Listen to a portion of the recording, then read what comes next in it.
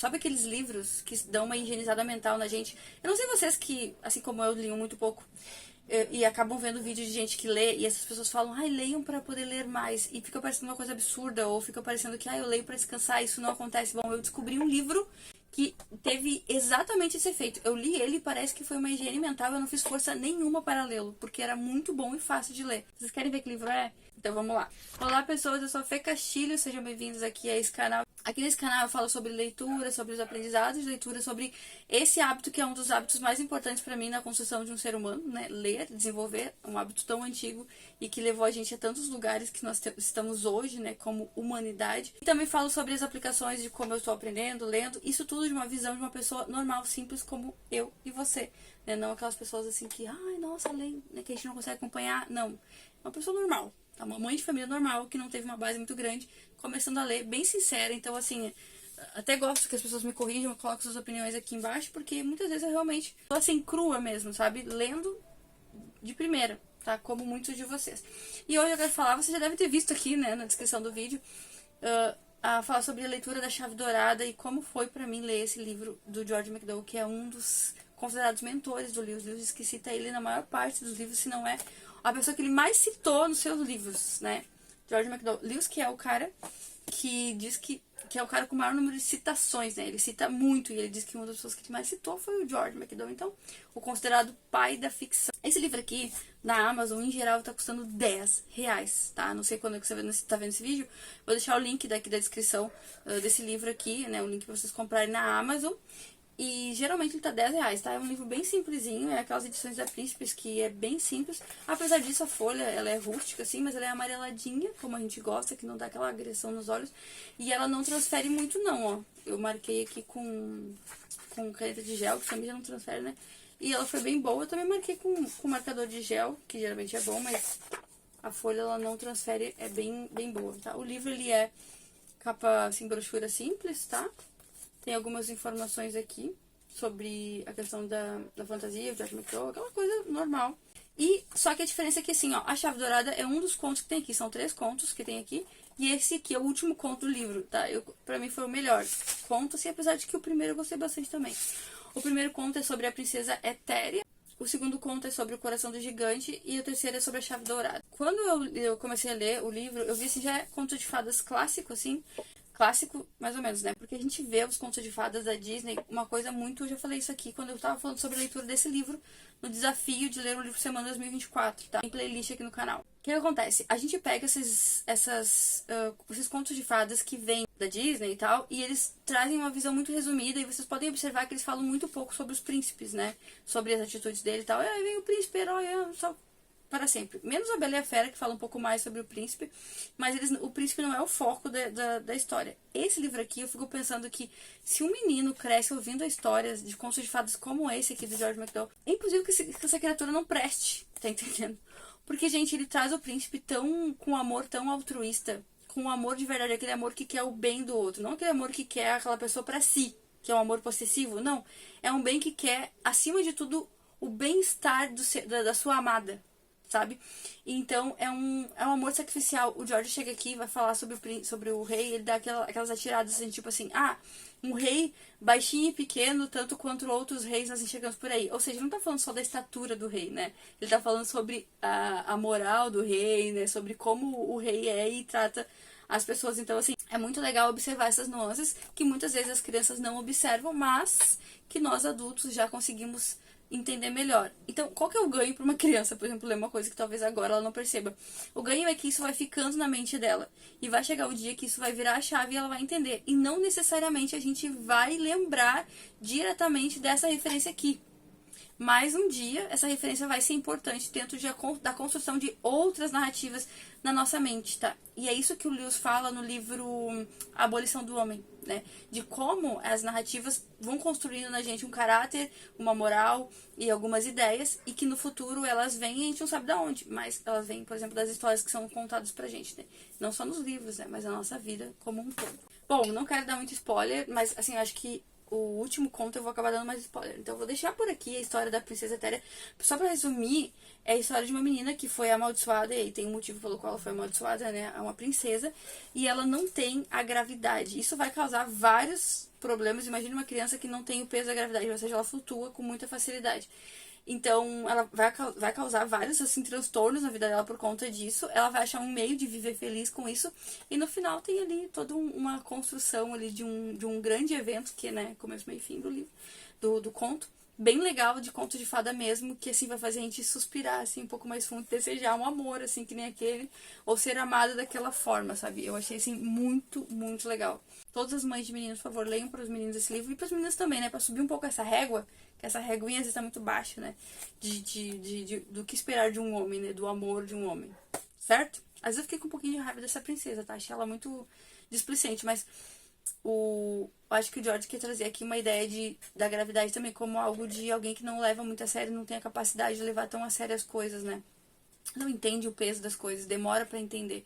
Eu achei isso bem interessante também. O segundo conto, que é O Coração do Gigante, nossa, o segundo conto, assim, eu vou dizer pra vocês, ele é mais curto, bem mais curto, tá? Do que esses dois últimos contos aqui. Então, bem mais curto.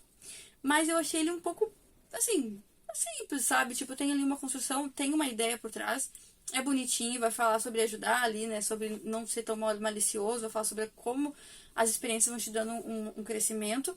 E vai falar sobre pessoas maldosas, que muitas vezes a gente dá a oportunidade, mas não adianta muito, né? Então, eu achei bem interessante pra construção mesmo da criança, ali, dos pensamentos, da sagacidade ali e tal, né? E da coragem, né? De serem crianças corajosas. E ele faz um contraponto entre crianças que são meio bobas e tolas, ou seja, não estudam, não pensam, não sabem nada, né? Só pensam em futilidades, como, por exemplo, a glutonaria, né? Com pecados como a glutonaria.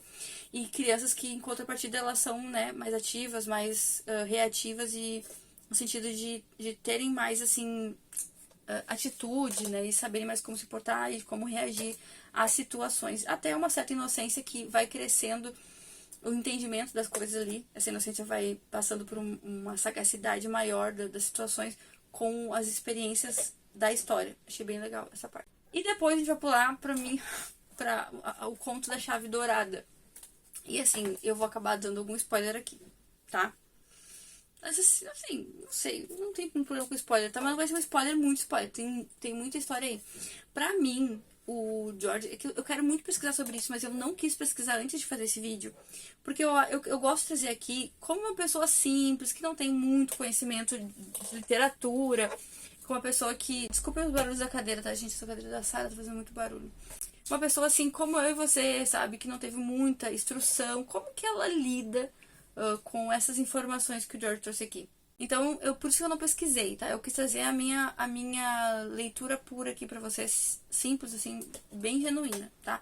Se eu pesquisar e encontrar algo interessante, porque eu queria muito saber a avaliação do Lewis sobre o conto A Chave Dourada, aí eu trago aqui pra vocês alguma pesquisa e tal, eu trago aqui um vídeo pra vocês esporádico. Mas, assim, de pronto, o que eu percebi é que me pareceu que o George quis fazer uma construção de um exemplo de uma pessoa vivendo a vida, tá? De duas pessoas que viveram a vida, passaram pela vida em busca de algo além, algo a mais. Me parece realmente, não que eles não tenham chegado, não é isso. Me parece que é realmente o George contando essa jornada por completo, sabe? De duas pessoas, né, que se encontram ou não. E essa jornada da vida, né? Que eles vão caminhando nessa jornada da vida, assim. Me pareceu isso, tá? Mas eu queria de verdade muito conversar com alguém e talvez reler esse conto pensando mais, né? De forma mais, assim, não sei, mais profunda, tá? Porque é muito bonito, assim, as construções que eles fazem, os exemplos e a companhia, assim, a parceria, a amizade, a bondade. Tem uma hora que ele fala ali que, tem os seres que podem fazer mal, mas não podem fazer tão mal quanto o bem que os outros seres podem fazer, ou seja, o bem tá sempre em algo acima, né? Sempre mostra ali aquela jogada de que o bem tá sempre elevado, e isso é muito importante nas histórias, tá?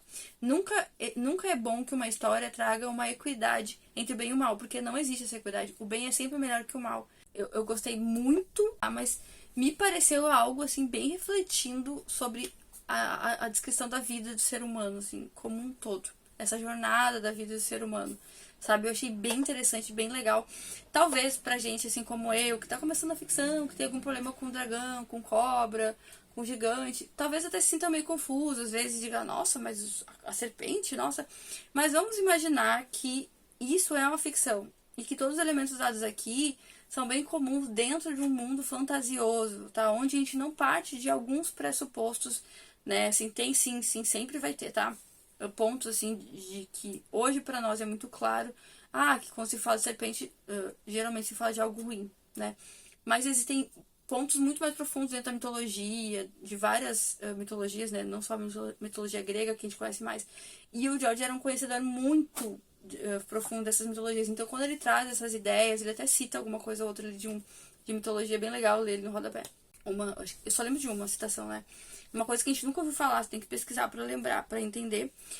Então, a gente talvez tenha um pressuposto errado, por exemplo, quando eu falar sobre a serpente como uma guia, alguma coisa do tipo, tá? Então, não partam desse pressuposto limitado.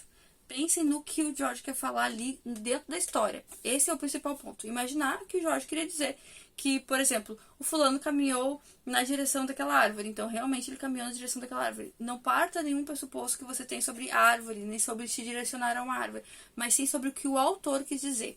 Depois, a gente vai tentar achar referências da nossa vida aqui sobre isso e tentar entender qual é a mensagem por trás dessa história. Mas o Lewis sempre diz assim, ó, leia um conto de fadas como ele é, um conto de fadas, uma história.